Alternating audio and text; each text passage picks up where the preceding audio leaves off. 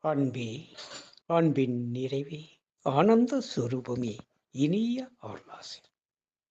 இந்த ஓங்காரத்தின் உயர் மகிமையைப் பற்றித்தான் கூறியிருக்கிறேன். அதை உத்கீதமாக இசைக்க வேண்டும் என வேதங்கள் கூறுகிறது. அதன் மகிமை, அதனுடைய பலன், உயர் பரம்பொருள் நிலையை அடைவது. பரம்பொருளை அறிவது, அறிந்து அந்நிலையை பெறுவது என கூறப்படுகிறது.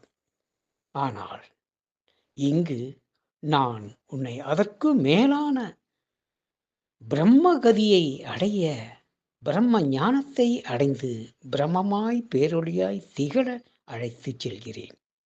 ஆகவே ஓங்காரம் என்பது சாமானிய மக்களுக்கான நிலைகள். ஒரு யோகிக்கு, தபஸ்வினிக்கு, யோகினிக்கு இது ஆரம்ப நிலை. இதனை அடுத்து அற்புதமான நிலைகள்தான் உங்களுக்குள் சித்திக்கிறதே.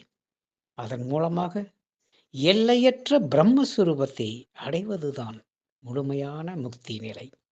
பரம்பொருள் நிலை என்பது தாழ்ந்ததே. ஏனென்றால் பரபிரம்மம் என்பது கூட பிரம்மத்தின் சிற்சாயா பிரதிபிம்பமே. நாம் பரம்பொருளாகவோ பரபிரம்மமாகவோ ஆவதல்ல. நாம் பிரம்மமாய் இருக்கிறோம் என்பதை அறிவதற்கே இந்த யோகமும் ஞானமும் அத்வைதமும். எனது அன்பு நிறை அருளாசீர்.